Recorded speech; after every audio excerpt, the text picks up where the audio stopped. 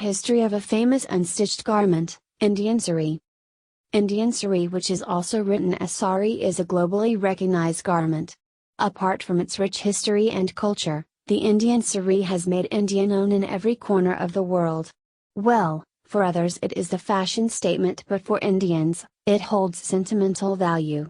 In this article, we will be going back into the times to explore the origin and history of the Indian Saree. If you are also fond of this attire, then stick to the end to learn some interesting facts about it. Over the years, the Indian Saree has evolved with the introduction of various designs and patterns. In fact, the draping style of the Indian Saree has also changed over the course of time. From just a draped cloth to the style statement, the Indian Saree has found its way into each and every Indian home. For those of you who are not familiar with the Saree, do read out our next section. Indian Saree. The Saree is the traditional garment of India. The majority of Indian women wear it daily, whereas some choose to wear it on a special occasion. It is 4 to 6 yards of unstitched cloth that can easily cover the upper, middle, and lower part of a woman's body. Usually, it is worn along with a blouse and petticoat. The fabric of the Saree has evolved over the centuries, and women prefer different materials as per their tastes and convenience. Some of the commonly used fabrics are cotton, chiffon, georgette, silk, etc. Do check out the fabric section to learn more about the fabrics. The Saree is generally found in varied patterns and designs, which also keep on updating as per the fashion trends. For example, 2021 was the year of sequin sarees, where many Bollywood divas were seen flaunting this pattern. Another interesting thing to be noted here is that the end part of the Saree, which is also called pu, Hindi word, is draped differently in different areas of the nation. Some women prefer to drape the pu on the left shoulder, whereas others prefer it on the right shoulder. There is a significant change in the design and pattern of the Saree, depending on the region. For example, in West Bengal, Bengali women prefer a Saree of white and red color, where the border is made up of red color. Irrespective of the state, Bengali women prefer garad, which is famously called lal par. Apart from this, the famous Banarasi Saree is another fineness that has always captured the eyes of the luxury class. The Banarasi Saree speaks of grace and dignity, hence this embroidered, zari, work Saree is highly preferred by women of all ages. Now, let us understand how the word Saree came into existence. Origin of the word Saree. The word Sataka first appeared in Buddhist Sanskrit literature. According to this literature, the Sataka is compiled of 3 different parts of the clothes. First, Antraya. Antraya was used to cover the lower part of the body, hence, called the lower garment. Second, Uttaraya. It is the veil that is worn over the shoulder or head to cover the upper part of the body. Third, Stanapada. This is the chest band used to cover the chest area. Later on, Sataka evolved into Sati and finally into Saree. People started referring to Sataka as Saree, which then became the prominently used word everywhere in the nation. So, now that you know how the word Saree emerged, let's move on to the history of the Indian Saree. The Saree has always been the first pick of many Indian women and girls. It is widely cherished by ladies of every age. These days, even teen girls have found their new love in Saree. Whether it is a graduation ceremony or a family function, women are ditching Western apparel for a Saree. But, this chic garment has ruled the land of India since ancient times. It was part of famous kingdoms, from the Harappa civilization to the Mauryan Empire. Time has tested this garment, yet, still, it is going strong and living in the hearts of many. Let us take a look at some history of this attire. The earliest historical visibility of Saree is in Indus Valley Civilization. The Indus Valley Civilization was also called the Bronze Age Civilization, which flourished in the northwestern regions of South Asia. It stretched from 3300 BCE to 1300 BCE. It was during this time that the idea of the Saree was born. Historians found evidence of Saree from the establishments of Mohenjo-daro and Harappan. The Indus priests used to drape a shawl around their bodies, which was later adopted by the common people. First foreign influence on Saree can be seen during the reigns of Chandragupta Maurya.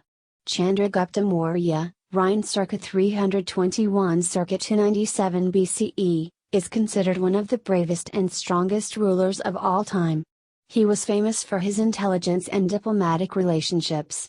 He was married to the Alexander's general Seleucus's daughter Nicator.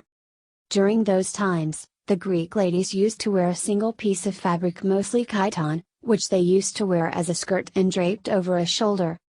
The ceremony of the Mauryan king opened up doors for other people as well, which further strengthened the relationship between the two kingdoms. This allowed the exchange of culture and clothes, which soon resulted in the adoption of both sides' valuables. Furthermore, Indian women adopted this style of dress and further modified it as per their feasibility. Later we see references to Saree in the ancient Sanskrit literature of Kadamari by Banapada, in ancient Tamil poetry Silappadikaram, and in the works of Kalidasa. As Saree continued to evolve, we see the influence of various empires on it, like the Persians and Mughals. Types of sarees. There are different types of sarees made in India. Below we have discussed the most famous Indian sarees that saree lovers usually have in their wardrobes. First, Kanchipuram or Kanjivaram saree. This silk saree found its origin in the South Indian state of Tamil Nadu. It is made in the Kanchipuram region of the state. The silk is said to be one of the most expensive of all and is known for its elegance and grace. Women usually wear it to special occasions like weddings, family functions, etc.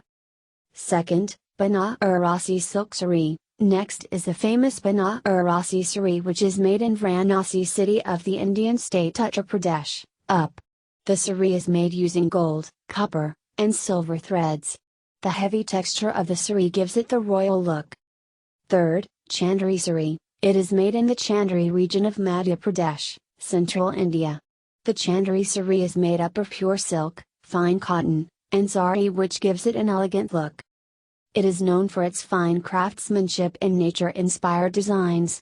Prints of peacocks, coins, and flowers are prominently used in the Chandri saree. Fourth, Mysore silk saree, produced by the Karnataka Silk Corporation. The Mysore silk saree has gold lace on the edges and the end part of the saree, pau. Furthermore, there are many more famous Indian sarees adorned by women like Bayutri silk sarees, Bomkai silk sarees, Organza silk sarees, Kota silk sarees, etc. Types of fabric that are used in the making of the Indian saree. First is cotton. The most commonly used type of fabric is cotton. Women prefer to wear cotton sarees during summer as it easily soaks sweat and makes one feel comfortable and light. Second is chiffon. The chiffon saree is typically made with cotton or linen chiffon. The saree looks like a silk saree and is very soft to the touch. Women wear it on different occasions as it gives vibrant look. Third is crepe. The crepe is a wrinkled and heavy textured material that gives elegant look upon wearing. Originally made by using thin silk, the material composition has changed over time, and cotton and chiffon are added to create faux crepe. Fourth is khadi. Once a hit is now only used by a limited number of people. Khadi is one of the most expensive saree as it is hand-woven. It is made using cotton. The freedom fighter Mahatma Gandhi made the use of khadi famous in India. Styles of wearing an Indian saree in different states. First, Uthpuri. First on our list is the Uthpuri. This is the Bengali style of draping a saree that is normally used by Bengali women. In this style, the pleats come in the front part and the end part usually comes from behind and is fixed by a safety pin on the right shoulder. Earlier, women used to tie the keys on the edge of the pau. Second, Nava Uri. Second is the Nava Uri. This type of saree is usually worn by the Maharashtrian ladies, who drape the saree like a dhoti around the legs. However, the upper part of the body is tied up like a normal saree only. This makes the leg movement more free and flexible. Third, Mekhala Chador. Third comes the traditional attire of Assam. Mekhala Chador is worn a specific way. The saree is divided into two parts. The lower part of the saree is worn like a skirt, where two pleats are placed in front facing each other. The second cloth is tucked on the left side of the waist and the right side, which is more like a shawl, is worn on the right shoulder. Fourth, Sarguja. Fourth is the Sarguja that is famous in the Indian state of Chhattisgarh. This type of saree is usually worn by tying two knots in the front part of the waist. The outer part of the saree is tucked in the center of the back. The left out part is used to drape the upper part of the body. Fifth, Sidipu. Fifth is the Sidipu, which is usually worn in Gujarat, Uttar Pradesh, and Odisha. One end of the saree is draped on the lower part of the body and the pleats are placed in the center of the front. Whereas the rest of the saree, usually is placed on the right shoulder from the back. There are many more styles in which a saree is draped depending on the region, such as Pinkazu from Madurai, Budhyar from Karnataka, Nivai from Andhra Pradesh, etc. Now let's see garments from other parts of the world that are similar to the Indian saree. First, the Thai traditional dress. The traditional dress of the Thai people is called chattai, which can be worn by both men and women. The dress worn by women consists of fanon or fat chung nong. Second, hanfu. The traditional dress of the Han Chinese, hanfu, consists of a robe, ru jacket, and a kun skirt. The robe and ru jacket are for the upper part of the body, whereas the kun skirt is for the lower part of the body. Third, baju kurung. The traditional dress of Malaysia is somewhat similar to the saree. It has a knee-length full-sleeve blouse and a long skirt called kain. The skirt is pleated on one side. The Indian saree has now become a global affair. It is being used to represent the nation on global platforms like Miss World pageants, Cannes Film Festival, etc.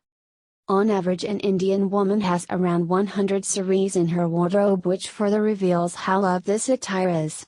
Women wear it at different festivals and occasions. The Christian brides in India wear a white saree with a white blouse for the wedding. If you have never tried a saree, we are sure, after reading this article, you would want to give it a try.